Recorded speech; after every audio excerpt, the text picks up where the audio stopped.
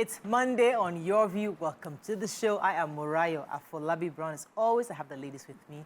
Hello, Mariam Longe. How are you? Fine, thank you, Madam President. That's what you look when you walked in this morning. I'm like, are you running for president? I'm telling you, right? Yeah. Yeah. So I've had a good weekend actually.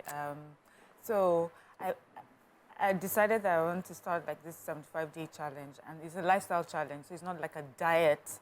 You know, it's just trying to rearrange my time, and I've always been that sort of person where I know what time to get up, to do this and to do that. But for the past 2 years, I felt like I've been on survival mode. So I had to, wear my big pants this month, and I want to try and make sure that I go back to who I am. And then I've been catching up with my day ones, like friends from school. It feels so freeing, to be able to connect with friends that have known you and remind you of who you are and what you. So yeah, I enjoyed my weekend. I had a lovely Fantastic, time. lovely, lovely. How are you doing, Alaja Nima Akashat Zabiri? I'm fine. I rested yesterday, but I couldn't rest on Saturday because I had to attend a parent-teens conference put together by Amina Yunus Ali, a friend of mine. Very, very, very amazing conference for parents. I just sat down there and learned so many things. Then I felt, so God, I should be sitting down here. Because it's still on the olden days format. The other thing was finding fuel. So far, Jagaba me. I've been suffering for the past week. I bought a half tank for about 40,000 this weekend, and I thought, you should start upgrading all family price list for bride price. So because fuel should be included. Yeah, it should be included. So it's a very important something. It is, my sister. It should be inside. Any family right now, they are doing wedding in your house. Yes, now. And they did not bring you at least 100 liters. They should swap it for the yams, right? Yeah, wait till they take and do it. Yams fuel is not so important. Because if you see the humility with which I drove, my husband says I drive on a very comfortable speed. I go on speed. On Saturday, I was on the service lane, in case it's in off. Let me be on the place I can go and buy black market. I finally bought black market of about 20K. Got to Alaus and Auntie Bimbo and her neighbor. Sister Adeniji. Adimi for life sorted me out, but it wasn't nice what I had to go through. And you see the queues is still, out there. It's scary what we're going through. It is. It's from all the way as I'm coming that I see the queues all the way to work every day. It's not nice. Well, Julie, let me come to you. How you doing? I'm doing great. I had a working weekend. Since I came back, I've been working.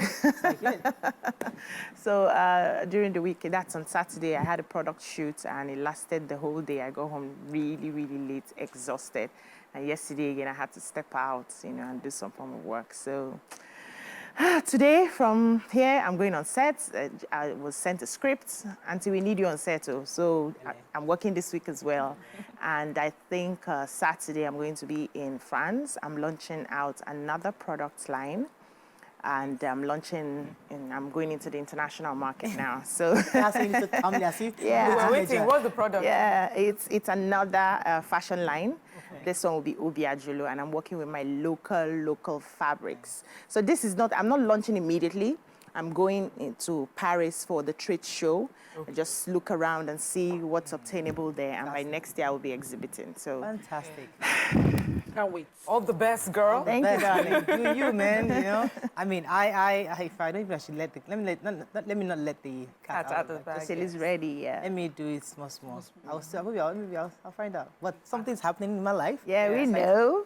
But this weekend was quite busy for me because I was doing that thing. Yeah. And it got me really tired yesterday. But yeah, I think I'll think about it if I should mention it. But I'm pretty excited. I'll be done in 12 weeks. And then wow. I'll graduate when I now finish graduating. You know. I'll show you guys. Yeah. Oh, come I'm excited. Let's go to a short break. When we come back, we'll look at the front pages of the paper. Stay with us. We'll be right back.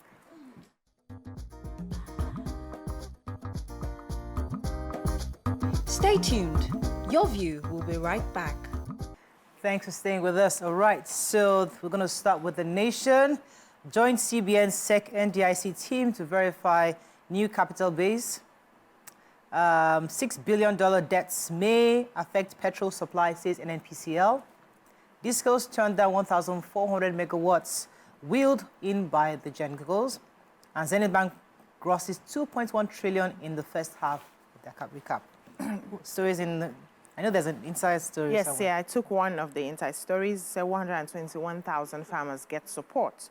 So no fewer than 121,000 smallholder farmers have benefited from the federal government's International Fund for Agricultural Development's IFAD supported value chain development program for rice and cassava in Nigeria.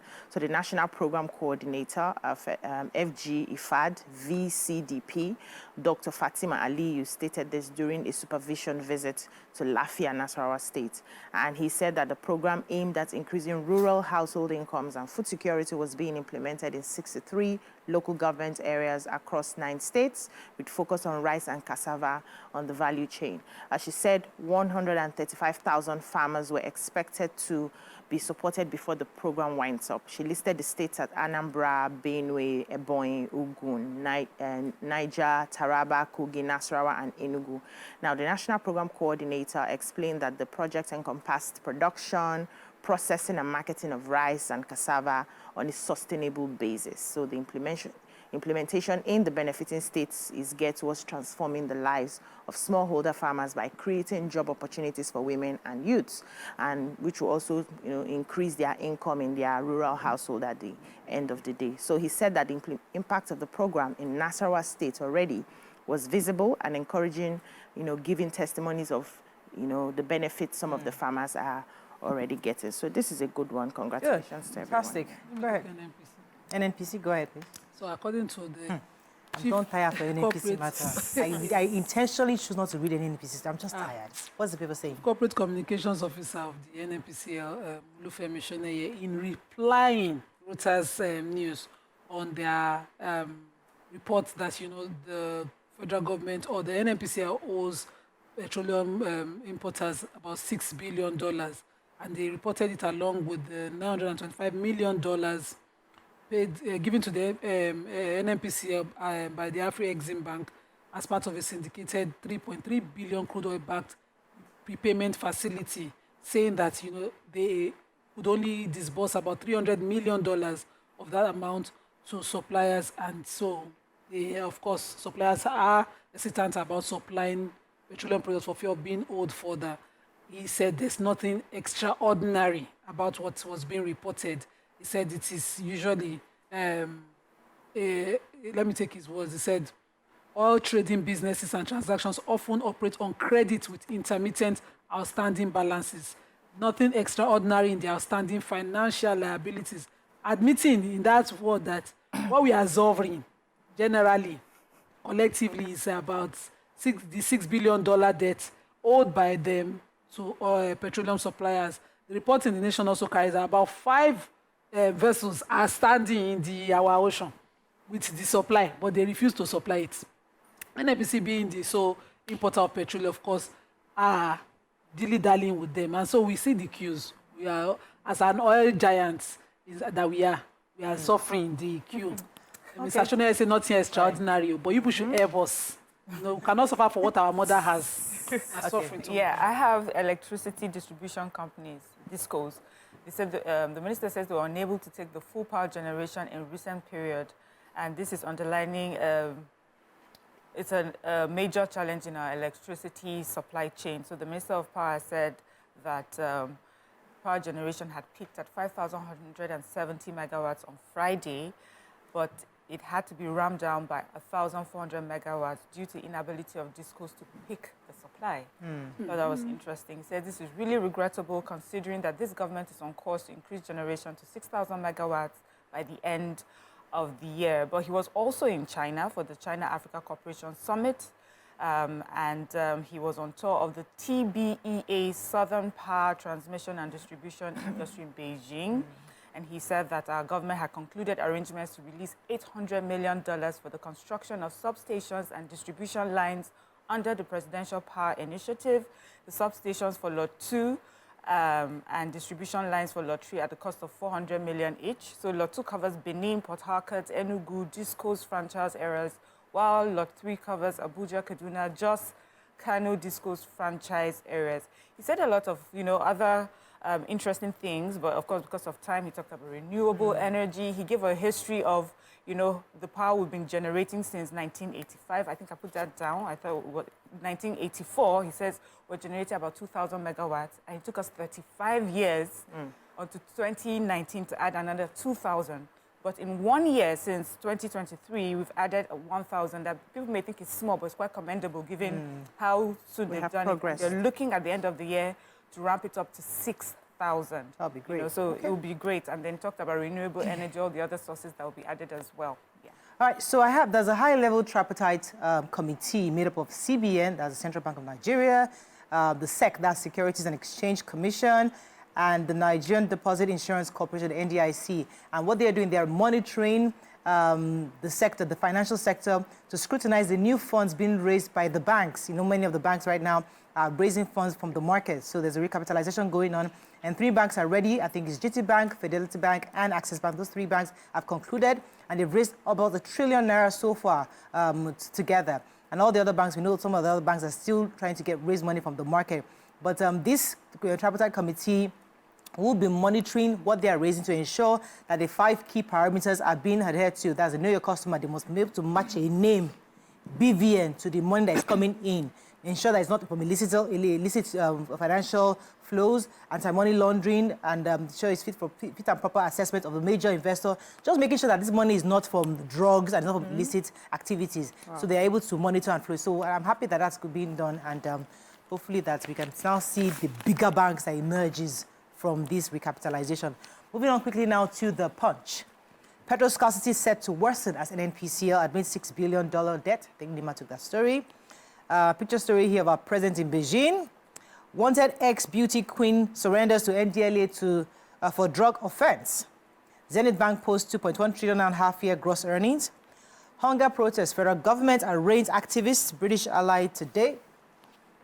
Dangote refinery petrol ready for rollout. I've been hearing this since last year. Thank you. Power generation down by 1,400 megawatts. Nigeria has the second highest rate of food insecurity, says Bill Gates. And Edo governorship poll, Okpebholo woos Obaseki's kinsmen with road projects, and Akpata LP take campaign to grassroots. Okay, let me Please, who has Dangote's? We'll be hearing it too. Will we not hear more? Will we not hear? Because I want to be. When they told us it's December, it's rolling out. I want to be positive and yes, and believe. Patriotic. So yeah, the Punch reports that the Dangote refinery is set to roll out its own petrol, its own premium motor spirit, known as our petrol, and according to their source, it will be in the market soon, because right now, Dangote and federal government are ironing out. Soon is not a date. It will not be date. But there are challenges. We've been hearing of yeah, we know, but they are in talks now on how to iron it out. Most likely, they are talking about truck supply and all of those logistic details. That's where me, in my office, they are discussing logistics. Okay. So CQ. Me and Nima is saying that it's logistic that they are discussing. Okay. So they have already finished talk. It's just who will carry and come on gears. Okay. They are my hope day. So I'm hoping that we'll get the petrol product very soon. And that's all the accounts. They went on how Dangote had been ready in June, and how the federal government had, through the Nigerian midstream and downstream sector, had regulatory authorities, had argued on the standard of their products, but now they're ironing out finer. Okay. See products. Let's go on a short break. We'll be right back.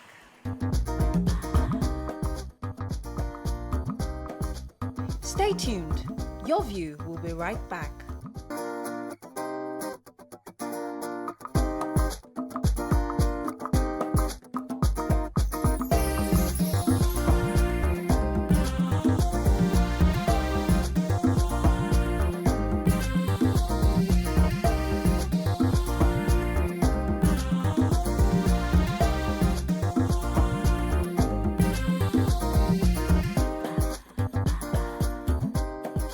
Okay.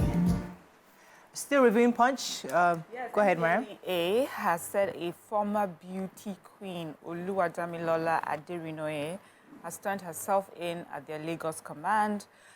They said that the beauty queen, who was Miss Commonwealth Nigeria Culture in 2015 and 16, she had been hiding after she had been declared wanted 8 months ago. So they said January 24th this year, they had raided her apartment in Lekki, and they found 606 grams of Canadian loud, as in a synthetic strain of cannabis, an electronic weighing scale, and those things were recovered from her, including a car and a large quantity of drug packing plastics. So I guess there's a particular plastic that they used to pack their drugs, and NDLA was aware. And so she had gone missing for 8 months, and she had been declared wanted. She turned herself in on the 28th of August, and, NDLA is going to proceed with the investigation. That is such a sad story. It is. That she's also known as the founder of Queen Christmas Foundation, and they put up her picture. It's really sad, that to come to this height, to be known for something good, and then on the other side, you're selling drugs or dealing in drugs. This is really sad. Of course, there are other stories of NDLA intercepting drugs at Tinkan Island, Port Harcourt, different places. Okay. So the federal government is set to arraign some of the organizers of the recent hunger protests today, which is Monday, before the Federal High Court in Abuja. In the 6 counts filed by the Inspector General of Police, Kayode Igbetokun, the federal government also named a British citizen, Andrew Wine, as part of the defendants.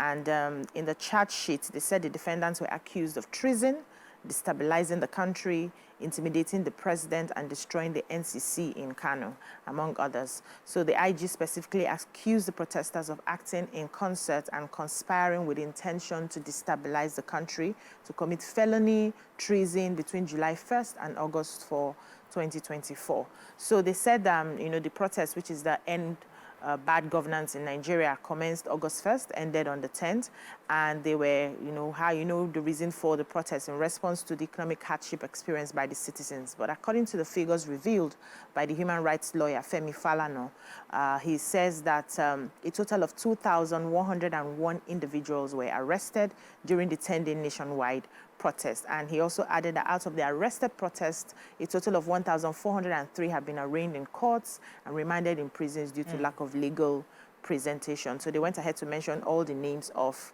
the people that have been arrested so far. Okay, so I have a human interest story in Punch, and it somewhat bothers me because usually when we have this kind of stories in Lagos, we somewhat see there is a progression to how the perpetrator is arraigned. So in this story, 2 brothers in their early 20s have raped a 14-year-old girl. I think they withheld her name in Rivers State. And what was gathered by Punch was that this girl was sent by her mother to her uncle's house. And then these 2 brothers, their names are here somewhere. One is called Honest, the other is called Okukwe. Honest. Both of them saw this girl, took her in, kidnapped her, and obviously raped her. The mother, after finding out that the girl was not back, obviously raised alarm, was crying and shouting. Luckily, one of the vigilante men was passing by, stopped by and asked her what was going on. He then investigated further from where her house was to where her uncle's house was. They were able to find those people, and I think they arrested them, but I think that's where the story ended. But usually here, in the case of rape, we kind of know where to go to. So we really like to follow up to know exactly what happens once, especially in Rivers State, when this kind of thing happens to a 14-year-old girl. What's the next step? What do you do? Yeah. Is there like a Modukwa code? No, not Modukwa code. What's that? DSC, VSC that the one in Lagos State, the women, even the women's commission here is able to support women in different ways. But we'll see how we can help to just continue to raise awareness in that in Rivers State. Moving on now to Vanguard very quickly. I was going to take Daily Sun. Where's Daily Sun? You have taken it. That's it. That's what we just took now. We haven't I just folded the Daily Sun. Agony angers swell over on ending fuel scarcity. Nigerian DNA testing, 1 in 4 paternity tests are negative. Enugu set to construct 300-bed international hospital. Nigeria lacks institutional memory, says Obasanjo. Ex-beauty queen wanted for drug trafficking surrenders to NDLEA. Akpabio Abbas sued for 21 million naira jumbo pay. And dumping presidential system for parliamentary system won't solve Nigeria's problem, says Tafawa Balewa. Which story? Let me shock you. DNA, but I'm not shocked anymore. Hearing this. So according to this body, the Smart DNA, a leading DNA testing center in Lagos, it says, with his latest report for 2024, he reveals that 27% of all the tests that they do at the center have come out negative, meaning that 1 in 4 men who are tested are not found not to be the fathers of their children. And also, it says there's been a very high surge in immigration tests. So, because of JAPA, people have to come and do some tests at their center. Said an overwhelming 73.1% of DNA tests were conducted in Lagos with a stark divide between mainland and island. So mainland has 67.5%. Island people too, they do tests, but it's 32.5%. And the outcome is the one that is catchy. The headline. 1 out of 4. One out of every 4 father not being born in Shai. It's so high. That's scary. 27% comes out negative. Wow. This is a conversation. As in, I mean, what's going on? we always have it, but it's good to have data, Yes, data is... Any other story? Yes, I have the former president, Olusegun Obasanjo. He was on a Zoom meeting, a Zoom event. It was the 70th birthday and book lecture that was presented, a book lecture presentation, launch of his biography called Against All Odds. It was written by Yakno Osho. And during the presentation, he said something I find, very important. He says that the thing with Nigeria is that we don't do well with our ability to keep records. He said that we keep this, he says it's important we keep records to preserve the past, capture the present, inspire the future. Failure to keep records is like losing the sense of history. When you lose your sense of history, you lose your memory, which can lead to calamity. When we keep records, we keep memories intact. So the writer had worked with the former president for 25 years, and a librarian for many years. And he also spoke about the importance of keeping records. He says that he's always kept records. In fact, that there's nothing that the former president would ask of him that he does not have an answer to, because he keeps records. And he talked about history being brought back to curriculum is very important. And he also appealed to the federal government to please look at the abandoned National Library project. And that is important, for us to have that running. Yeah. Okay, so let me take the story from former PDP presidential candidate, Dr. Abdul Jalil Tafawa. He has said that the adoption of parliamentary system is not going to work for Nigeria. He was speaking yesterday at an event saying that we've tried that between 1960 and 1966, that he doesn't believe it's going to work, that what we need is what we've always said on this table, a modified democracy that will fit our own system. Introducing something new, according to him, would be radically different, and it would be too costly for us, and it won't make much sense. He also advocated that we should restructure the country such that each region is specialized in a certain sector. So, for example, we were saying that the Southwest can concentrate on the service industry. The Southeast can concentrate on marine industry, manufacturing, and commerce. He said that the South could stay with just the petroleum manufacturing derivatives, and the North could concentrate on agriculture. So he was just saying that we have to restructure so that each region has that area where they concentrate on, and then we can all contribute to the center. But he believes that parliamentary will not work for us at this time. Yeah, quickly, the Enugu State government has announced that it's embarking on the construction of a 300-bed ultra-modern quaternary health facility to be known as the Enugu International Hospital. The Commissioner for Health, Professor Emmanuel Obi, disclosed this at the end of the Executive Council EXCO meeting, presided over by Governor Peter Mba at the weekend. And they said the move is in line with the administration's promise to reverse the flow of medical tourism and position Enugu State as the preferred destination for business investment and tourism. It said they've put a lot into, this project, and, while a lot of people are still jetting out of the country to go for medical care, when they have such a facility in the country, we have to start looking inwards now to keep it short. Vanguard, let's find a story of not taking. Conte banishes Osimhen for Napoli. Commercial banks give agri sector 4.68 trillion naira loan in 5 years.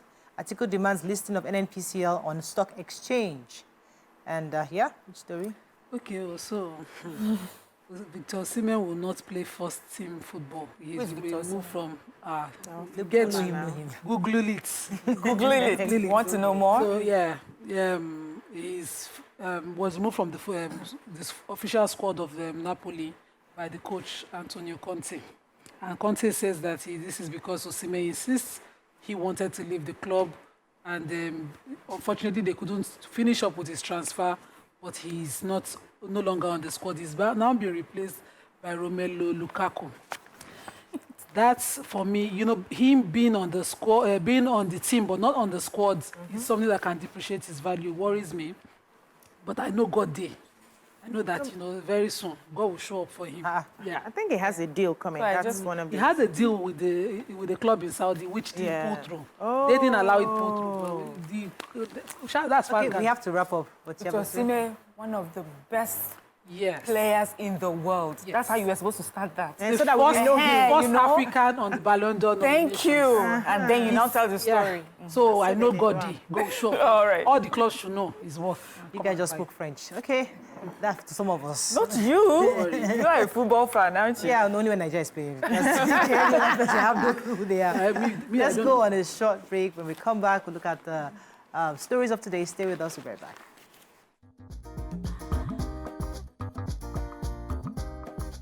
Stay tuned. Your View will be right back.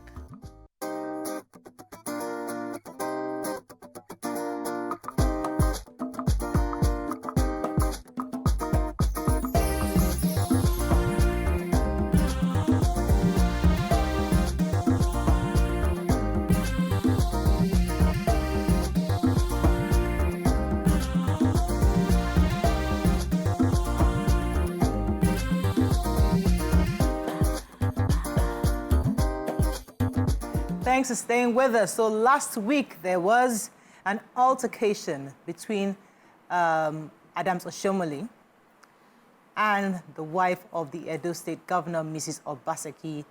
Mr. Oshiomhole claimed that Mrs. Obaseki lacked the moral capacity to criticize the APC candidate, Monday Okpebulu, for not having a wife, citing her childlessness.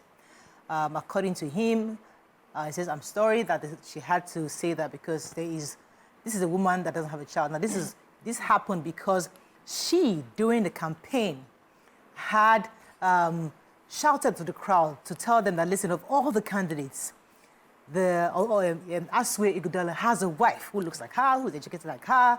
And, you know, so she was suggesting to everybody that he was the candidate that had the wife. So Oshiomhole was responding to that, saying that, oh, you're saying somebody has a wife, but have you forgotten that you also don't have a child? Right. So he said quite a bit, and it came out in different ways to different people. Some have even told us not to even bother getting into this political rancor because politicians never insult themselves. That's just how they are. Others have said it was totally distasteful and it was insensitive. What are your thoughts on this? You can call us on the numbers on your screen, 081-0764, 1679, 090-241-6344. You can also tweet to us at TVC Connect. Please hashtag YourViewTVC so we can read the tweet. Before we go into the conversation, I'd like to show you the clips that we're talking to so you have an idea of the conversation that ensued. As God go do am, as He always do am to support Him people. All the candidates when they contest election, only one get wife. And our own party candidate. I swear go down. Only him get wife. Now wife with this. Mrs. Ifeanyi wife, he go down low.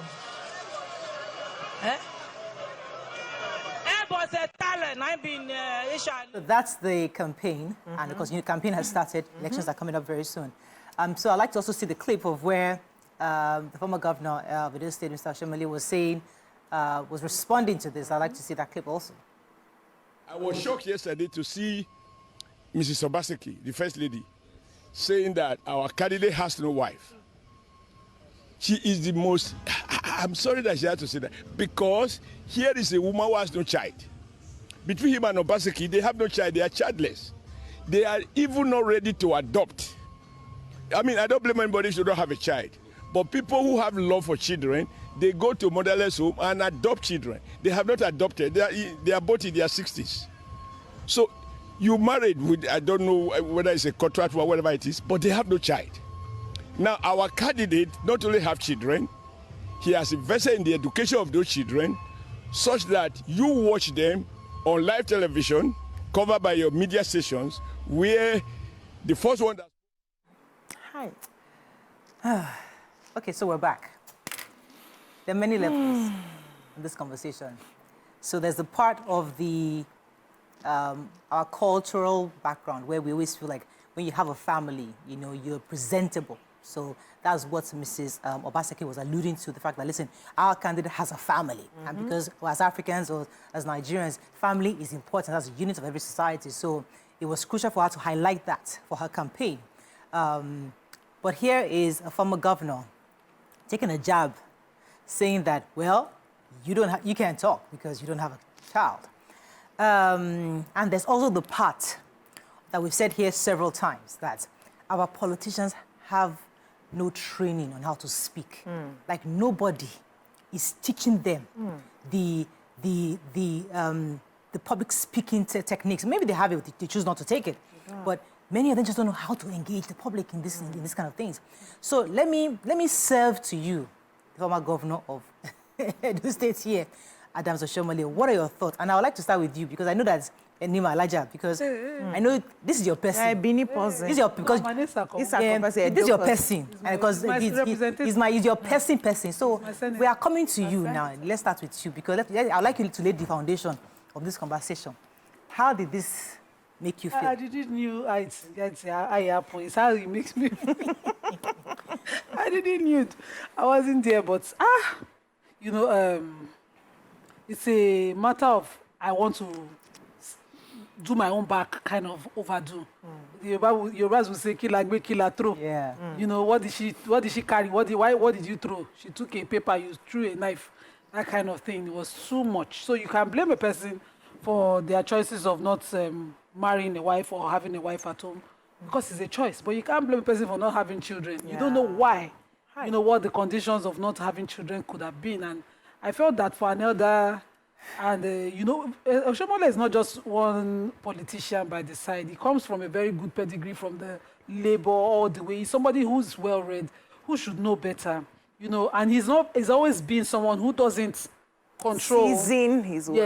Yeah, he's an Esako person. Some of my uncles get them. Some of them, you know, they are very. Words are like knives. When they talk to you, you hear it.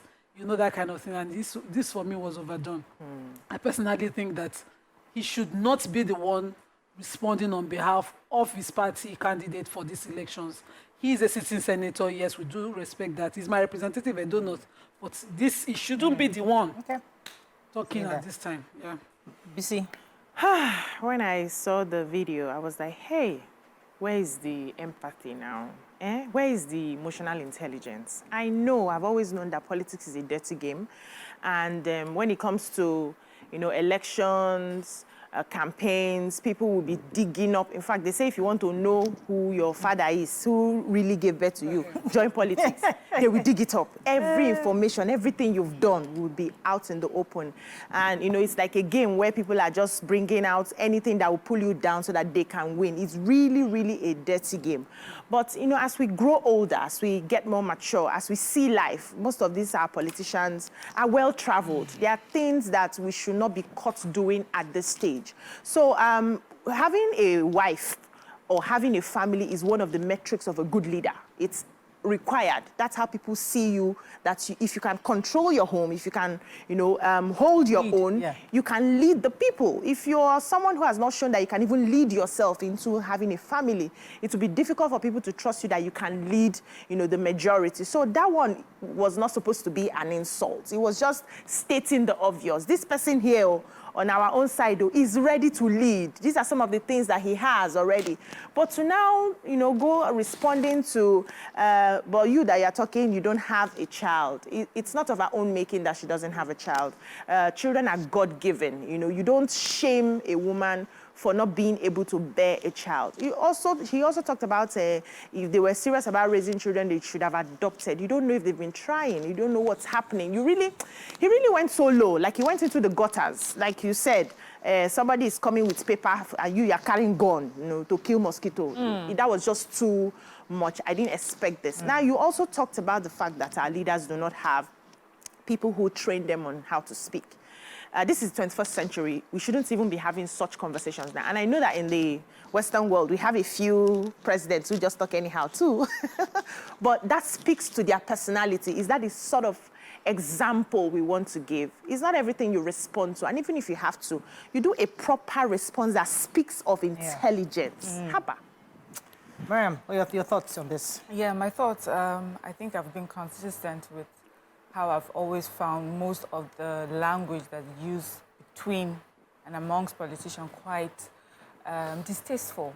You know, they're always seeking opportunities to take jabs at each other, and they really go below the belt. And to be honest, it's something that has been part of our political culture for a long time. So, you know, you're always waiting for who has the stingiest jabs, you know, whose own is going to pain the most, whose own is the pepper, who will pepper them, you know, more. And I've just always never been in support of that sort of conversation. It doesn't benefit us in any way. I truly believe, and I stand by it any day, that we can have conversations on disagreement, and we can have it and pass the message without being disagreeable. I don't get this. And you know what happens is that you're thinking you have just thrown a jab, but it makes you look bad. There's nothing, there's nobody, I mean, there's no decent person that is looking at it and thinking, oh, I love that he said that, you know? The sort of person that would say they love that he said that are people also that need some education, to be quite honest. He's scoring home goal. Yes. Because what you're doing is telling people that you don't even deserve, like even your party, because what you're doing right now, you are discrediting your source. Because when you speak like that, what you're communicating that, oh, Obaseki's wife, you're trying to make Obaseki look good. Right now, Obaseki is looking good. He's not even He's not even on the ticket. He's not even the one that even insulted you. But all of a sudden, you know, they look better because, because you're talking trash. You've shown how vulnerable they are. And, yes. You know, so there are lots of things that we need to do differently. Now, you know, there used to be a time where we say, look at the Western world. But the Western world, as we've seen, they have gone really bad as well. But in their own country, they're able to call them out on it. But I think globally, there's now a culture of just distasteful conversations and just being rude. And we think that being rude is being sharp and being witty. It's not. Let me go on a very short break. We're going to come back. We'll talk more and open our phone line. Stay with us. We'll be right back.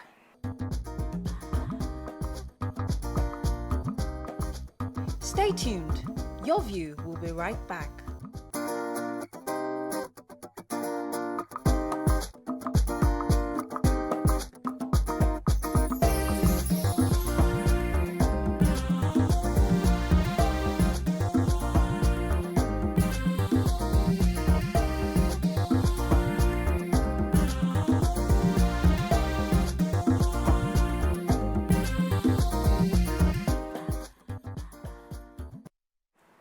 Thanks for staying with us. We'll still continue this conversation. I think I'm told I have a caller. Babatunde from Kano. You're live, Babatunde. Go ahead, please. Hello, Babatunde. Yes, can you hear me? Yes. Okay, good morning. Good morning. It's on volume. Go ahead. Okay. Please, I just want to comment on the issue of Adams Oshiomhole comment. And what I want to say is that, yes, in as much as all of us condemn that particular comment, that is not good. But the First Lady, sometimes we need to be careful. It's not like somebody that... Yes, I think you can hear me. Yes, go ahead. Okay. It's just like somebody that has mouth and you are trying to insult them. You see, in politics, and what is going on is the same thing that is going on. You see the way the Republicans being Hamilton, it's even a major issue. I can't hear him. Maybe I'll He's only comparing it, saying that exactly how the politics is, you know, what they're doing now. But you see, that's what is happening abroad in the US. So things are a bit different now. People, citizens are holding their leaders accountable on social media. They come out, they call you out. So how you say things, how you do things before, it is changing now. You have to do things differently. The other day we had someone recently who was talking about confidently how they're exporting 3,700 of our children to the abroad for education. It was a thing of, back in the day, maybe it was a good thing of pride, but today we're thinking, how much dollar are you spending? Even if you're sponsoring, even if being sponsored, they're not going to pay for everything. So how much of our dollars are you going to use to export 3,700 children to abroad? And you're proud here, telling us. So in your mind, you have achieved something by exporting 3,700 Nigerian children to go to a study in the US. But if you think about it now, looking for the issues we're having right now, It doesn't make any sense. So so politicians, government people must see that things are different. How you talk loosely back then, you can't do that anymore. Every word you say, how you say it, your countenance, your posture, your tone, everything is important because we are reading it. The people the Nigerians are reading it. Okay, they are constantly reminding us that we shouldn't trust you. Let's be clear that the intention was the same for both of them. Yes, absolutely. The intention was the same for both of them. It's just the person whose own stink pass. Yes. That we are debating here. And because of the class, office of that person, I would have really liked that the Okpebholo himself, Okpebholo, come outside with your wife and do a picture. Even if he doesn't have a wife. No, bring your wife. Bring your wife. They say you don't have. Why won't you have? You are a sitting honorable member. Yeah, just because of the years of age. She didn't die. She's not sick. You bring out your wife. You're running for office. If somebody calls out your wife, somebody raised the children. The senator was mentioning there, come and show her. Because you know when somebody attacked Senator Dino Melaye that time about his inconsistencies with women, because it's important for you to be able to keep a woman loved in your home to lead. That's my point of view. True. That's my personal opinion. Don't be the one who don't beat all the women, finish. Come out and Olympia. Yes, and no woman can really say you go beat us tomorrow when you get the position. Very inconsistent personality. That's a different conversation. No. It's a part of it. It's part of it. It's a criteria. It's a part of it, but it's debatable. It's a criteria to be a leader. Because it's for some people, you can't live with them. Because the good book we have says you can choose not to marry. I can say I don't want to because I want to. You block your kids from the tree. Now, listen. The mother of you'll be a priest. Listen, I can choose as a. I never even finished my. I'll come back to you, Nima. I hear the part that it's part of our culture, who we are. That is a requirement, is a prerequisite. We get that. I'm also saying that there's a person that can say, I don't want to marry anybody. I just want to lead this country. And he has the capacity to do it. And he wants to lead. No, so that is debatable. It is debatable. Where we can choose who we want to marry or choose not to marry to be president. But we never reach there. The point is that you can't refer to kids in your life without referring to the mother of your children. Yeah, true. And how you've been able to either keep them or mar them. Yeah. Yes. It's part of your qualities as a leader. So that's the point I wanted to make. And I would really like to see him talk, see him bring the wife, the children to come out and say, oh, we have an amazing daddy. That's the PR itself. Yes, oh, our daddy is everything to us. Let us see that. That is our love. The qualities of the... let me take... Okay, take your call. Sorry about that. Let me take Simon. He's been holding for a minute. Good morning, Simon. You're live. Good morning. Good morning, sir. Go ahead, please. Can you hear me well? Very clearly. Can you hear me? Yes. Hello, can you hear me? Clearly. It's delayed, but go ahead, please. All right. I am surprised to hear this kind of statement coming from an elder statement like Senator Adams Oshiomhole. The issue of bearing children is purely the work of God. And I wonder when our politicians will get matured enough to be campaigning based on issues rather than attacking personal individuals. What has children to do with candidature of somebody? Is this the children that will translate to the administration of that person? So it is very, very unfortunate. That statement is condemnable and must be condemned by everybody. All right. Thank you very much. I have a comment here. I'm not going to mention the person. The person is typing. It says, the First Lady started it. So don't blame Oshiomhole. Says, where is the wife of Ondo Governor Ayedatiwa? That's a different conversation. But see, what this person talking is a politician. Okay. Now, so obviously in the game of politics, they throw jabs, as we all agree. We're going to go there. That's the next point. I had said that when I started. Yes. I said the two both of them had similar intention. One was just harder than the other. Yes. One, went at something very simple. You don't have a wife. I can always show a wife. I can always come out and say, oh, my wife, I'm widowed. My wife passed. We can use anything. But to say that you don't have a child is not a matter of choice. It's the factors are beyond. And even as an Esakoma, we say two things in Esako that I learned when my father passed. Because it's not in your choice. You cannot choose which of your family loved or your loved ones will pass. So they don't mock somebody by their dead. Rather do we mock by children. Yeah. You don't know how the yearnings of the heart of the person who doesn't have, those are things you don't touch. Yeah. You don't go there. You can use wealth and say I have money more than you. Yeah. But you cannot use those But he's now suggesting that if you cannot have go and adopt in his own mind. Like that will show. His point he was trying to make was, you don't want. Yes. That's why you don't want to have. care for somebody. You don't want to. You are incapable of caring. That was the point he was trying to make. I'll come to you, Mariam, in a second. Let me take this call. Good morning. You're live. Thanks for calling. Yeah. Good morning, ladies. Good morning. Good morning, sir. Good morning. Yeah, I'm so impressed by your input to the subject matter on the table. This is extravagant, calling you from Jos. That's your name.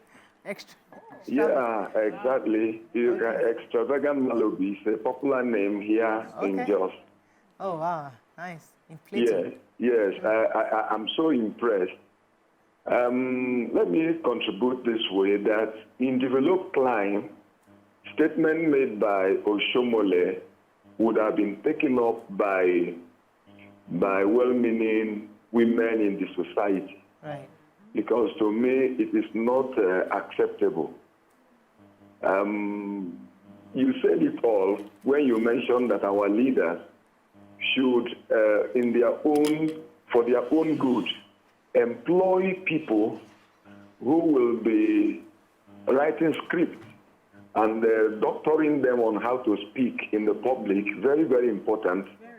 For instance, when the end governance, bad governance protest was to happen, we heard Ababia saying, you guys should go on the street and protest while we'll be here eating. I think that was very insulting.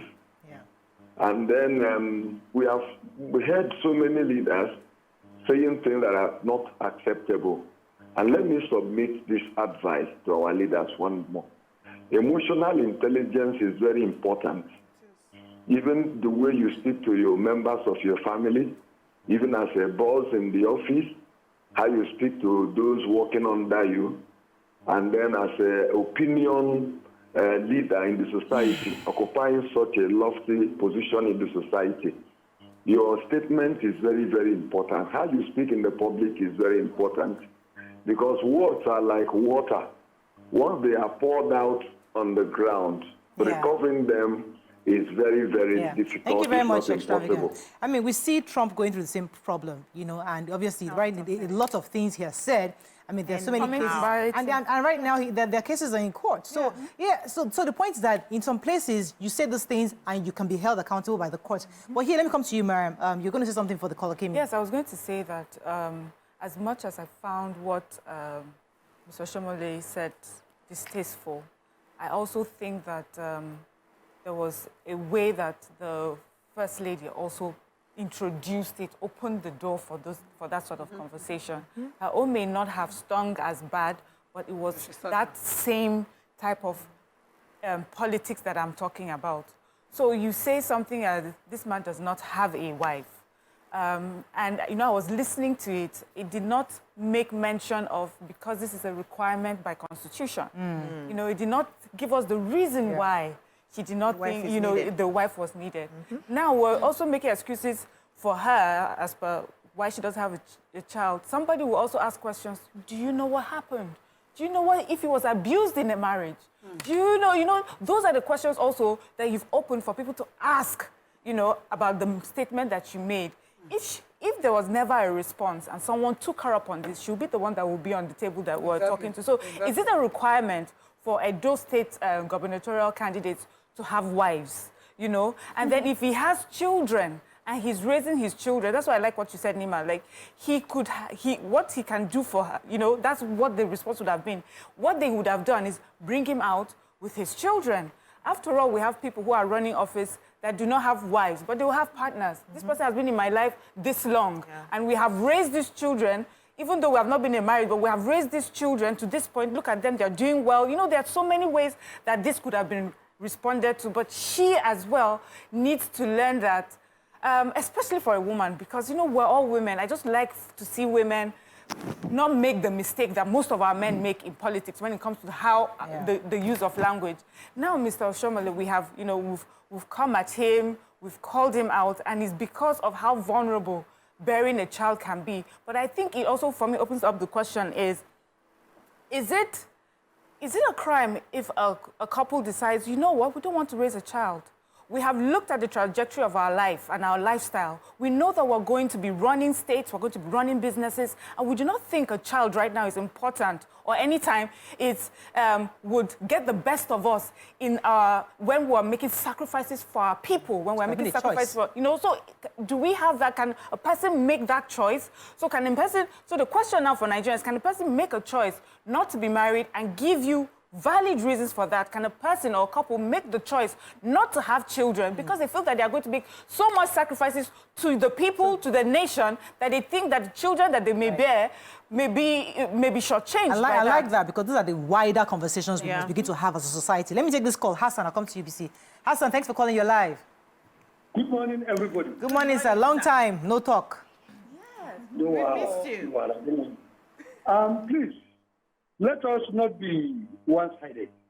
Blindsided. And we can only think alike when we don't think so much. Okay. As far as I'm concerned, there's something wrong in what Adam Oshiomhole said. Okay. We are trying to associate personality with the book. There's something wrong in it. Look, there was a proverb in Hausa that says, "Baki ya san abin da zai faɗa, amma bai san amsar da za a bashi ba." A mouth knows what to say, but you don't know the response you get. That was what that lady got. Look, it's very dishonorable for her as the first lady to mount a rostrum and be talking about a contestant against her party. It's all right. And this is a pulling down system. She said it to pull him down, and Adam Oshiomhole did the same thing to pull him down. There's nothing honorable or dishonorable in politics. You say your own, I say my own. There's nothing wrong in it. Okay. Good morning. Thank you very much. Let me take this comment. I'll come to you, BC. Let me take this comment from this. So this person I'm talking to is a politician. Okay. And I won't mention her name. Says, Osun governor only brought out his 2 wives on swearing-in day. So Mrs. Obaseki should wait till the appropriate time to see our candidate's wife. This is campaign period. She should leave our candidate alone. She, the First Lady, does not reside in Edo. She only appeared once in a while. Wow. I still insist that First Lady started all these. You guys are not politicians. That's why you are blaming Oshiomhole. So that's also blame both. Yeah, the blame is on both of them. I'll go on a short break. When I come back, we'll continue this conversation. Stay with us. We'll be right back.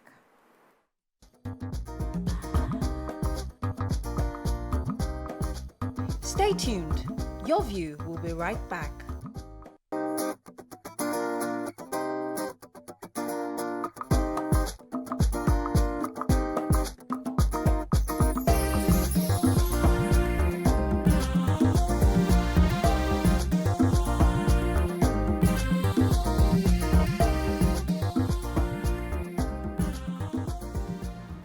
Thanks for staying with us. We're still discussing this matter, and I have Bola from Yanopaja. Good morning, Bola. You're live.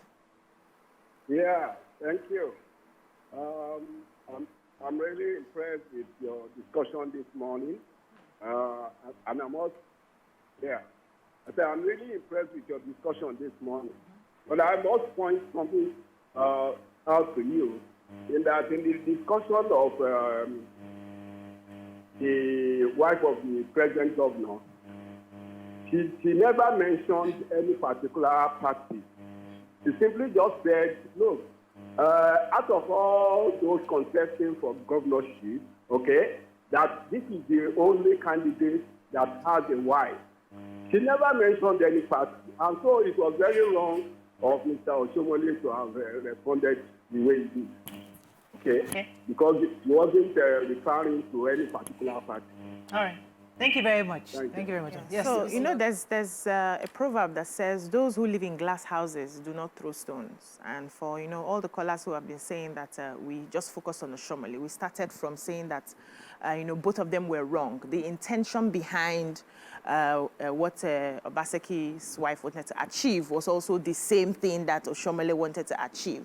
You know, we live in a world where if you give me, I give you back. It's gbas-gbos. And we do not consider the consequences, especially when you feel attacked. You just want to come out with everything, guns blazing, and then you give back without thinking through what you're about to say.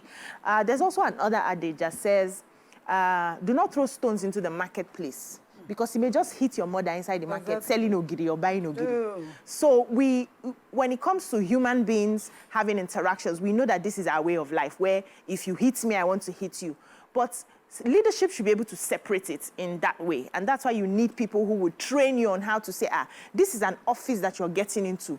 Madam, the way you used to behave outside is not the way you're going to behave anymore, because now you're going to be having more, responsibility put on you. But I would have thought that because politics is about bettering the lives of the citizens, the campaign should be about the policies that would change the lives of those citizens. It shouldn't be personal. We're not looking at you and what you have, your personal life. We're not looking at your sexuality. That's not what we want to hear. We want to hear how you can come in and help us make the right decisions to take our state of the nation, make it better, take it further, grow. Growth is what we're looking at. So I should expect that when you stand up to campaign, you are talking about the things you have done before as form of track record, the businesses probably you have set up, you have helped thousands of people to get this and get that and make their lives better. And these are some of the things that you are putting in place so that when you come, you hit the ground running and you make Edo State better. It's not that you are married,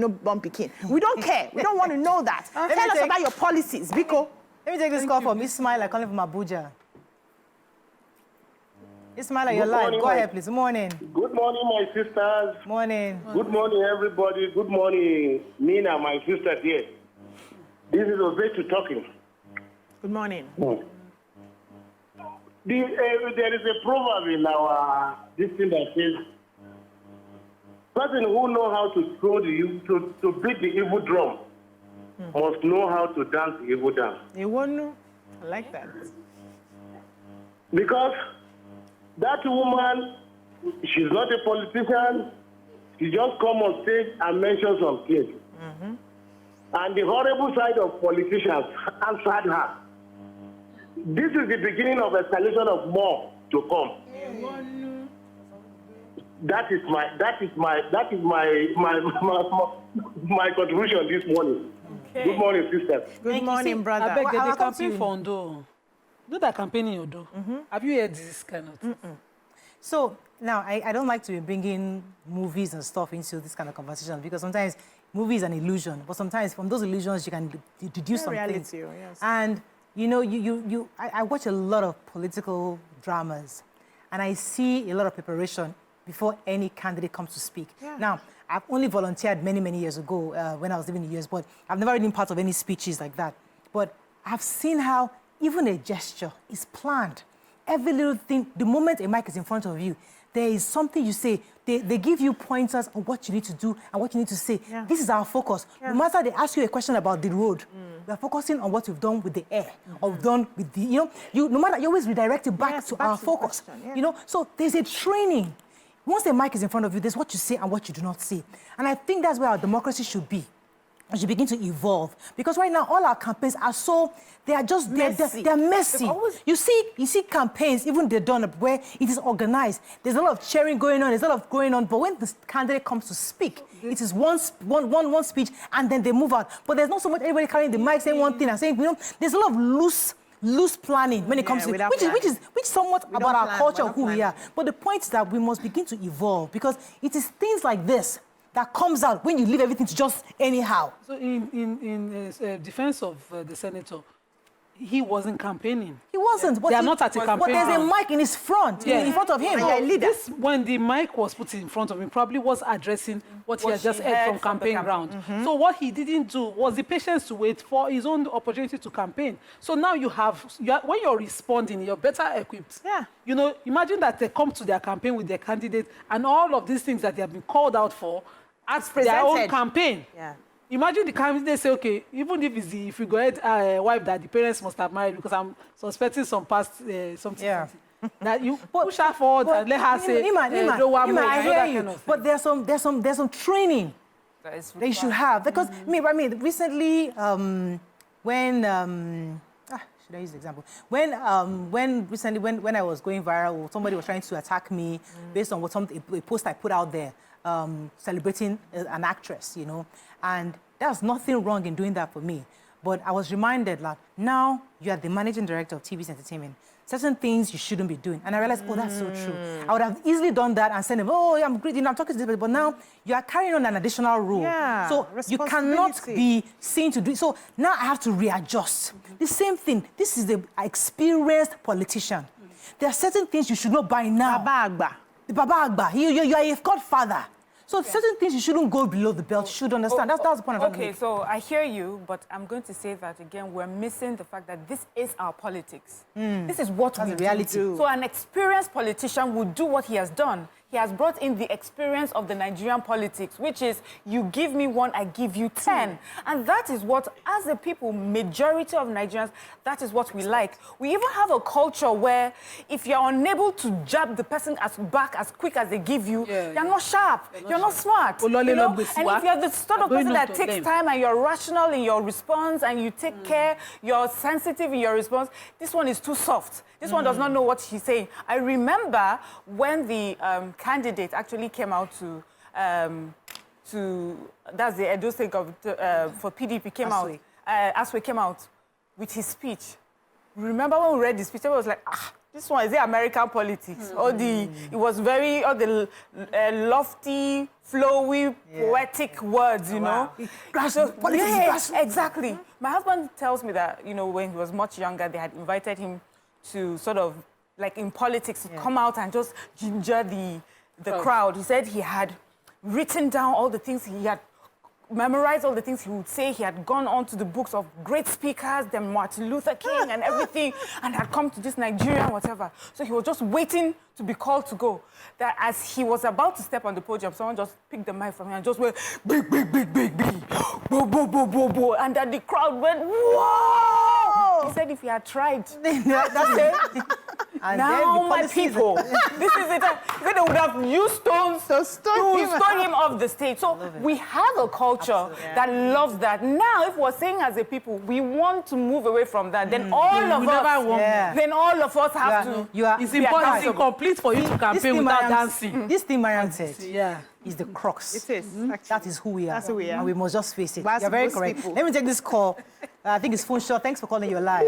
Oh, I'm so sorry for keeping you. But I think that's who we are. Yeah, that's all right. And so but at the same time, but we're trying to change. But we should try to change. No. Even if we were trying, we'll say we'll start changing from the cities like Lagos, not Edo. You see this job that they are doing right now in the villages, people are saying, give her back, not take her. Yeah. How can you do it be? Not take nonsense. Let me take a few comments.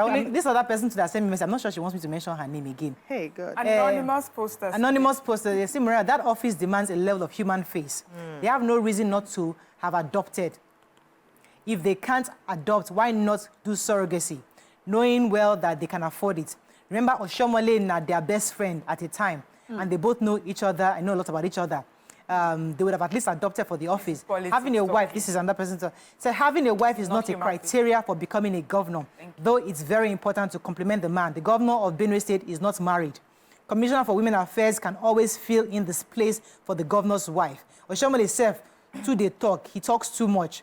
Monday Okpebulu will never respond to Betsy like that. He would rather ignore her. So I guess this is a comment, more comments on social media. More apt. The senator should stop doing the PR work and face representing his people. Where I don't think he has a bill yet. If he has, I want to see it. He should face the work of lawmaking, which was a more comments on social media. Says we don't vote based on competence, but on gbasgbos. Goodby said we are more worried about gbasgbos while they are lining their pockets. Emmanuel says Nigeria's system of politics is bad, and that's why the country is not moving forward. After playing dirty outside as elders, you expect younger ones to play good. So can I? Ajibade Kamoru says today's discussion teaches everyone to always mind outbursts in society, meaning back to sender. He said #GIGO, meaning back to sender, is what Oshiomhole gave back to Mrs. Obaseki. 50-50, no cheating. Moses Lawal says, politics in Nigeria thrives more on emotions than logic. Campaign period that should be used to talk about policy issues and analysis of manifesto. That's if the candidates have, is being used for these sort of conversations. We need to know governance is a serious business. And Ehi finally says, is it a crime if a couple decides not to have kids? He says, no. It can even be noble, but just don't go around shaming men for not having a wife. Let me take Benga from Songo. Thanks for calling. You're live. Hello, good morning, Mariah. Good morning, Benga. Go ahead, please. Yeah, good morning. And the other is good morning. I just want to respond to what Oshiomhole said. Yeah. Like in politics, there is no emotion, especially on campaign ground. I want to refer you to this strong Oyo State, late Oyo State politics, Adedibu. He said, if you want to know the boyfriend of your mother before you marry your father, then join politics. So the woman started it. So Oshiomhole's reply is a reply to what he said. This is politics. There's no emotion on campaign ground. But the question of politicians going for training is not, even if they go for training, they will always say what they want to say on campaign ground. Okay. And that's it. Thank you, Benga. So let me ask you this question. Do you think that, okay, as I said before, that the intentions were similar? So if Adams Oshiomhole had said something like, why is she complaining about somebody's incomplete family? Is her own family complete? Would that have come across as better than saying... No, you're just saying that because he used better English. Yeah, it's the same meaning. But you know, would it have come across a bit better? Just might. Less weightier. For me now, I might say no, but for some people, you might say, okay, it's better put because, you know, the words are different. Yes. You know, but when you say, politics, when you come out and say, you don't get children, different from, well, you know, the family is no complete. You just when you say the family is no complete, too. So people can now go and find out what does it mean by not people that. with the research. Yeah.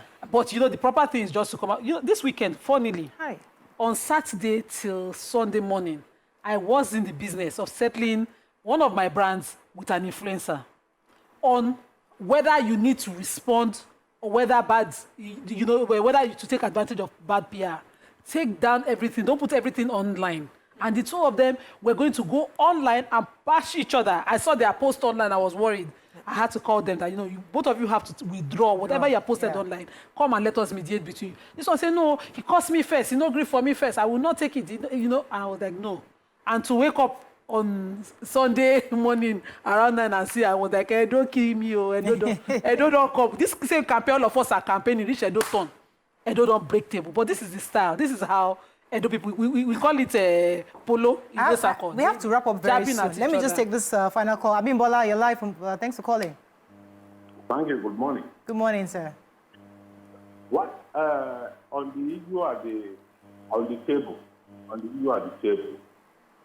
it is very, very unfortunate that Oshiomhole with his high pedigree, high record, he condescends so low to be answering a woman. As a matter of fact, it is a pointer to the fact that if peradventure that their candidates win the election, you will be the one doing all the doing. It is expected that the campaign trail of that candidate, they have media handlers. They are the ones to respond. Not the godfather of the, definitely the godfather is totally in charge, and it's a pointer of to what is expected to happen if they are in power. Thank you, so it's very, very unfortunate. A woman said something, and it is a man, the father of the house, is the one talking. Very, very unfortunate.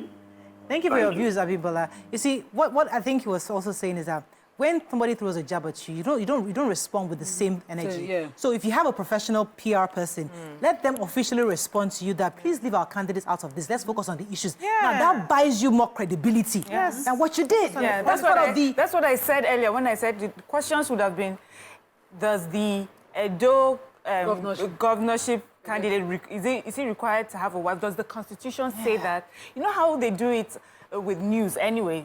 The way they do fact check. Yes. So yes. So you go on a campaign trail, you say some things, they come online, or on TV, and people are fact checking the things that you say. So there is nothing in the Constitution that stops a gubernatorial candidate from being single, you know, and that would have given them more weight. The class, they would have shamed them, you know. But do you know also, Mariam, do you know that even if you hadn't said anything, and then tomorrow you present your wife what you the kind of Okpebholo now comes with his wife on the campaign. Would have been a what lie. you have just done, you've shut somebody else up. Yeah. But why don't they think that way? Yeah. So I'm not okay. Did you know that we didn't hear about what she said? It was when he responded that. Yeah, we now have to start digging up. What caused it? Yeah. So you know, I'm very weary of men who they say talk like women, right? And even in the dating pool, we always advise, you see that man who you have an issue with and he's clapping back and is a woman rapper, please avoid. I'm just saying, no, this is the sort of response that will tell you that in the house, if anything happens, he will be the type to do, that kind of thing that is not expected of men. So it's not like I'm trying to put men on a pedestal or teach them how to behave, but women are known to be the ones who will likely be flippant, who will likely do more of the talking, while the man is the person who will now use actions to show. And in terms of leadership, this is just sort of telling us the sort of personalities we have in leadership, which we do not want anymore because it's no longer working for us. It's a new generation now, and we're moving away from being bass-boss, into emotional intelligence, into empathy, into compassion in everything that we do. When we finish all of these fights, the young ones, we see them misbehaving. What do we tell them? Do we have the moral justification to advise them that, no, this is not how you respond and this is not how you talk? We have to wrap up. We must lead by examples. I think I can wrap up on that, but really, we should lead by example generally. And we understand politics is dirty. We understand that politics is between politicians. Can we wash it clean? And we understand, but can we begin to do things properly and not make it personal? Work is different from personal. So we're going to attack each other, attack us on the facts, attack each other on the facts, on the issues, not on personality. Those things, they actually discredit your person and doesn't make you look good. So I think hopefully the various parties can get this feedback and then do better going forward. Let's go on a short break. When we come back, move on to our next topic. Stay with us. We'll be right back.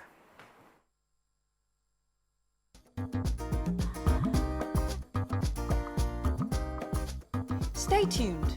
Your View will be right back.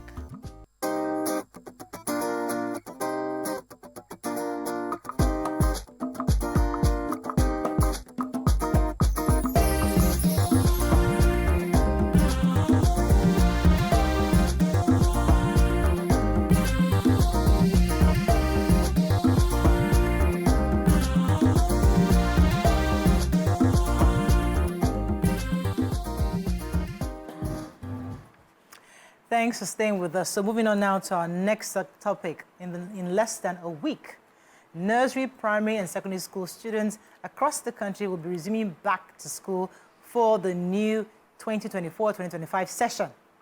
Amidst the current economic situation, this imminent resumption has been characterized by soaring into tuition fees and other vital expenses. Now, how are you navigating this entire unavoidable duty call? So you can call us on 081-0764-1679, 090-241-63440. You can also tweet to us at TVC Connect. Please hashtag YourViewTVC so we can read your tweets.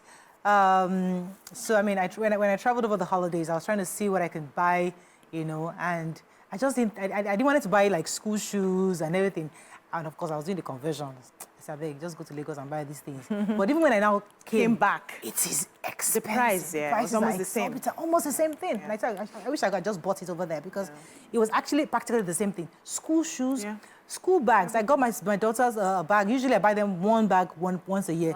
Yeah, once a year. So obviously I have to buy them new bags this year. And she told me, Mommy, because the bag, somebody sent me a bag about 2 years ago. And my son is still using that bag. And it's one of those very ugly looking bags, those locally rugged bags. I'm like, oh, my son has been using it and he doesn't, in fact, he might never get a new bag because it is still very, very done. So my daughter was telling me, Mommy, please buy me Michael's bag. She wanted that kind of bag because, and I'm like, this ugly bag? Yes, that's what she wants because it's more durable. So we buy all these fancy things and some of them just mess up. But how are you guys managing this season? You have to buy school uniforms because it's a new session. School uniforms. Lost most of it. Yeah, my son is saying, I need new shorts. I'm like, which I need? You open the flap. When I was younger, you open inside. You open it up. That's how we do it. You open it up. God, I beg you. We are doing that this whole weekend. We brought out everything. I said, remove everything. Let us see what can be adjusted. If it's not adjustable, I'll buy. Well, as long as it's adjustable, trust me. We are adjusting for September. But how are you guys navigating?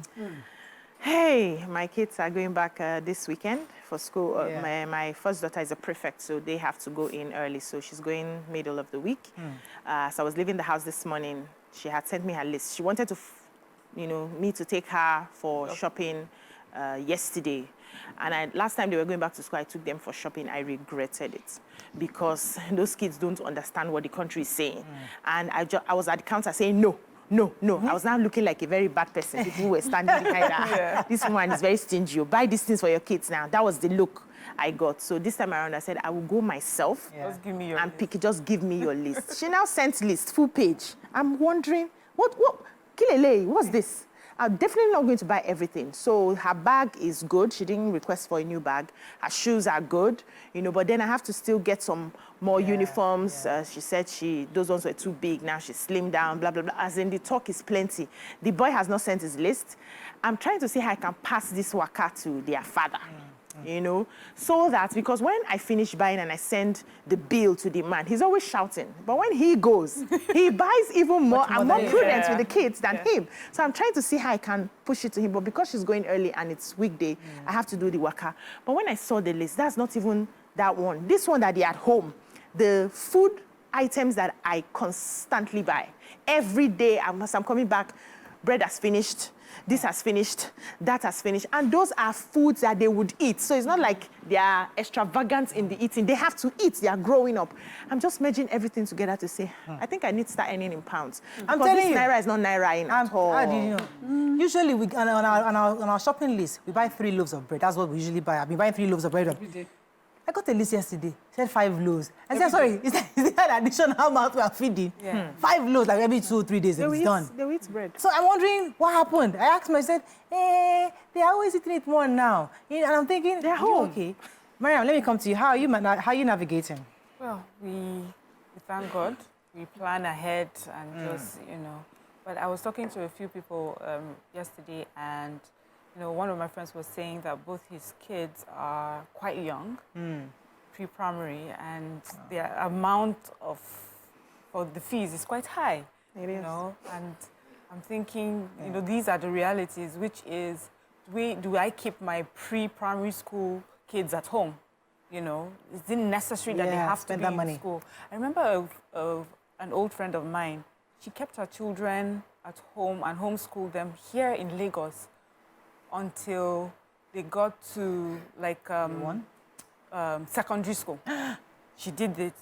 She would have different lesson teachers come to them and teach them in the house. And one of the things I remember she said was that the cost was just too high, for them. The young fees. Couple trying to come up, and they did not even see they would go to school and what would they really be doing, And she felt that she could give them much more for a lot less, So I don't know if it's something that we have to start looking at, because these prices are global. It's not just a Nigerian issue. At all. The schools are increasing their fees, and how do you shout at the school? Because the school will give you a whole reason why the fees have to go up.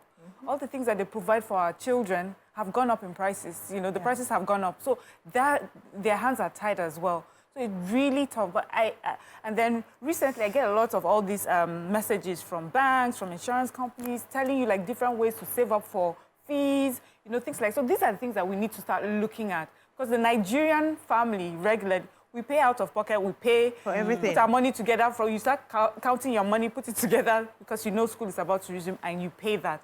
But now, financial institutions are realizing that these are tough times. So how do we help families? And I think families should also look at that and how, to spread payments and cushion the effect of this. Nima, let me come to you. I resorted to praying. Begging like God. The rest of Nigeria. I'm begging God for a miracle, because I have a small family. I always say, it shouldn't be that compact. Difficult. Compact, all of us, we know ourselves. But somebody adopted cats recently, 3. I have to feed that as well. What? 3 cats? It's an animal farm. That's why you are trying to give me one. Hey, you should have one. Cats. Why are you feeding 3 cats? Went and bought cats, and somebody dashed you. We bought 2. They gave you 1 free. And he came Why did I get 1 free? You have to feed the cats. Feeding these cats. Whenever I get upset with them, he gave them names: Ginny, Betsy. It's so cute. And he's so cute with them. They know him. And we had that one to send me pictures. I like to see those. Auntie, send me pictures. Auntie. So your family is expanding now. By 3 months. By 3 months. Because these things will not eat ordinary things. You know, what are your cats going to eat? Yolo has been magnanimous. You know his mama sells fish. Yeah. She gives him fish for them every day. And but no, I was like, please, I just can't deal. But then we are dealing with school fees, and I'm looking at them. It's madam whose bills is always high. My son has always been a very simple boy, but it's madam. And her bills come, and she's going, I want a new mattress, new this, new. I'm like, Auntie, what do you do your old mattress? It's so flat now. It's flattened out. I say within a session. So every session, now let's just budget for new mattresses, new this, all our socks, new everything we could. There's nothing we can renew. Nothing, not shoes. New. She used to use a pair per term. So there's nothing we can renew. I'm starting all over, and it's the time that we have not collected any money that I'm looking at her. It's this week, oh. So I'm already praying. This morning I've asked God for miracle or merited favor, all those things. Any miracle will come. Because our dad does it effortlessly. It's my turn now that I will not. When I was telling my daughter, when she was talking about how she needed new pinafore falls, I said, you don't need. Your sister used to be in that school. She has the older ones. Let's go get the old ones. And she said she doesn't want to wear her sister's one. I said, oh, unfortunately, you don't have a choice. You're going to wear your sister's one. So now I started bringing that one out for her to wear. I would get you new tops. But that thing called pinafore, I am not buying a brand new one because you have an older sister. And then you're doing same so thing. fast. So same thing with the little one. I told my help because my help is just terrible. She would take these things, I said they're old, and trash it like, mommy, buy new ones. And I would be asking, where is Michael's old shorts? So that they won't say, I've thrown water out. Hey, Auntie. So, so in her mind, this little boy needs brand new stuff, brand new shoes. Because she'll be giving me list shoe for Gabriel. And I'll say, MD. Why am I buying new shoes for this boy? MD Mama. MD Mama. I said, if he has an older brother, that one has shoes. Say, hey, it's Michael's shoes. I say, can't he know where, So we have to, it's a sport. Then we'll glue it. We'll polish it. It can enter September. No. We have to improvise. Justice for Gabriel. As a third girl, I had to wear everyone's clothes. You did not survive? Are you not successful? Are you not successful? Who told you? Were you there when I survived? Are you not living your destiny? Please, see, now I understand. Now you want to preach. I was lucky because I came 12 years after my sister. So there's everything, there was nobody to give. But my kids, you have so I hear you, Mariah, and I hear you talking about, yes, a lot of people. But this, for me, is second nature to recycle and hand over. So for me, it's not a big deal. It's not even a conversation. You hand over, and if you are unable to hand over within the household, you hand over to friends. I've always known that. But there are some things that I have to buy. The children that were giving birth to now, their shoe size is scary. And it's as if they are growing their feet every two days. 2 days. But like, that I can't understand. And I don't know how, you can ask a child to manage shoes. No. But what I've always done, what my mom has always taught me is buy good quality things anyway so that they last you longer. For me, I'd always known that that is a way to save money. Buying quality things right now may cost a bit more, but it will save you money in the long run. I've always understood that, I'm never for trends on trends, because quality sells. In fact, let me make these shoes that are quite popular now. I can't remember. Now or them. then? No, right now. They're quite popular right now. Then I know Bata. No. These shoes are quite popular right now. They're UK brands. But they're popular because right now, almost globally, they're popular right now because they last longer. So they were not the cutest shoes, but now they have made them the top of the range because it's important that shoes last. So these shoes would last you, they would say 5 years. If you have those shoes don't go bad. And I'm going to school for fashion anyway. Right now, what is trending is what is sustainable. What can stay for 5 years or 10 years. You will see, for my own case, I have a boy and a girl. Samson, I'm so sorry, lost that. Go ahead, Nima. I have a boy and a girl 4 years in between. I'm not lucky when they come to, they are handing anything down. Each person gets new things. Same here, girl, boy. So even when I do buy the quality things, I've seen Madam sits in the bus, is the tip of the shoes, she will scrape it on every time she does this. So they bring it back, and you have to buy new ones, and it's not a good place. It doesn't sound nice in English. When you say in Yoruba, as in chopping the basa. She scrapes it, so she comes back, it opens like this, and you see your child. So what I did recently is, stop the quality standard thing. Yeah. I bought her rubber shoes and took it to school. She refused to wear them. Let me take a short break. We'll be right back. So we can take a few calls and comments. Stay with us. We'll be right back.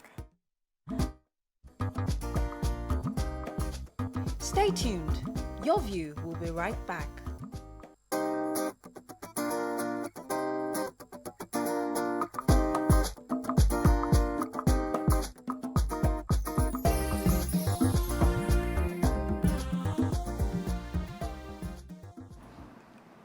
Thanks for staying with us. We're still talking about the cost and expenses of the back to school. Who has comments? I have comments here. So George Fidelis says, he says, Nima, why you buy her rubber shoe now?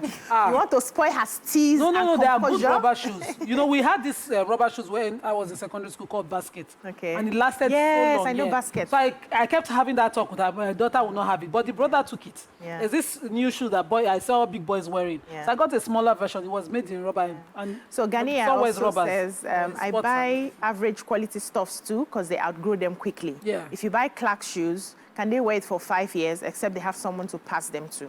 So I have my in-law in the UK. He works at McVitie's, so he was able to get me like boxes. So I came home with like those small ones. Okay. I told them you use it. They don't shop for you. Don't shop for Oh wow. Auntie, how much of it did you eat? You ate again.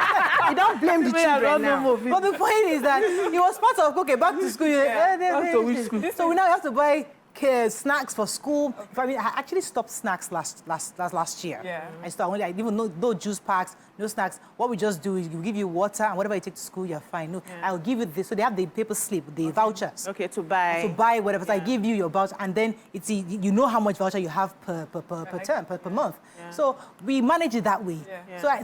But this time my around, kids are now on a diet. Yeah. That was the plan, especially the last one because she overate and blew up. And I said we're going to be doing fruits. the babe now. I buy the fruits, you pack it to school. No, the ones in the boarding house. My son is autopilot when it comes to dieting. He did a fast yesterday. He's very careful about his looks now and his abs and everything. So I don't bother about him because he can handle himself. But the little girl, I said, I'm going to watch it. We're doing fruits all through this term. So it's more expensive buying the fruits actually. Yeah. But because it's healthy, fruits, water, then you eat your lunch in school, and that's fine. The expense is not free. It is for the health of your child in the long run. But you know, when you were talking about the prices, I just remember my daughter coming home one time from school. She was like, Mommy, can you imagine? I went to the tuck shop. Donut that was this amount is now 250. How is that? I said, sister, it's called inflation. Now, the common word amongst them is inflation. This inflation. Can you imagine? Mom, I used to get this amount for tuck shop money. Yeah. What is the inflation going to mean? Yeah. You know, how much am I going to take going forward? So it's good that they also understand that things are changing and then teach them also how to cut costs. I used to give them something, you know, every day. But with my son, with inflation, when we started talking about inflation, we did it, we now do it 3 times. Okay. So where it was Monday to Friday, now you get Monday, Wednesday, and Friday. So what happens now, Tuesdays and Thursdays? Nothing. Okay. You hold yourself, or you keep your and whatever. Then second, and this is talk shop. It's not as if it's not food, though. You eat food. This was just talk shop. Then now, this year, what we're doing, especially with him, is allowance. I'll give you your allowance up front for the month. Do with it as you will. As you like. Let us see how you carry that on. thing So works like magic for... Work like magic for my son. Madam likes to buy things. So my son, I didn't know, when I used to pack all the snacks for him, he didn't eat them. He doesn't eat from his lunchbox. He doesn't eat the snack I give him. He has friends that he shares to. So the teacher called me one time and said, I'm really sorry. I'm behind, you know. And I was like, okay, no problem. This is what we'll do. What do you want me to do? So just give me the money. He will. Guess what? He was buying toys. Aww. Yes, there's a snack that has a toy inside. He will buy that snack, pour out the snack, take his toy. Every day I have a collection of the toy. So it's not about food for some children. My son is used to fasting during the day. It's really tough. I'm not going to lie. I know we're laughing about it, but sometimes a lot of families are going through a lot. Yeah. School fees, food for the kids, even at home, what they're eating, what you're packing for them, their clothes. We've shared our own experience on how we are managing, and I'm sure there are lots of Nigerians also finding ways to improvise. If you have siblings, it's time to share. If you don't sharing, you have to know how to manage it the best. But I think in a nutshell, we all have to be realistic about our finances and know what to do and what not to do and ensure that we manage the best we can and hopefully make the right choices concerning this. That's all we can take on today's show. Hope you learned a few things as we have. Have a great day. We'll see you tomorrow. Bye for now. Bye-bye.